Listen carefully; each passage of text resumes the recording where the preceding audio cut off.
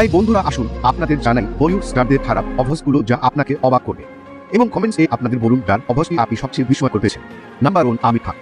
আমির খান বলিউড তারকাদের মধ্যে খারাপ অভ্যাস না রাখার মতো লক্ষ্য করা যায়।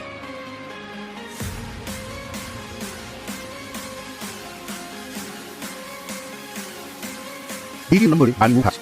রানী মুখার্জির একটি খারাপ অভ্যাস হল ধূমপান, যা তিনি একদিনে 30টিরও বেশি সিগারেট ধু নেয়। তৃতীয় নম্বরে আলী ভাট। তাই বন্ধুরা, যেখানে সবাইকে পারফিউম বা ফুলের গন্ধ নেওয়ার অভ্যাস আছে, আলী ভাটের একটি বিশেষ অভ্যাস রয়েছে যেখানে তিনি তার নিঃস্ব অংশের গন্ধ চান, এবং আপনারা এই ভিডিওতে এটি দেখতে পাবেন। চতুর্থ নম্বর, কারিনা কাপুর। কারিনা কাপুরের একটি খারাপ অভ্যাস হল তিনি নখ কাটতে ভালোবাসেন, যা তিনি কখনই ত্যাগ করতে পারেন, এবং আপনি দেখতে পাবেন যে অনেকবার একটি ফিল্ম শুটিং এর মাঝে এবং ইন্টারভিউ দেওয়ার সময় তিনি নখ কামড়তে থাকেন। নম্বর 5, কায়রা আডভানি। কিন্তু ভিডিওর শেষে তা দেখতে পাবেন।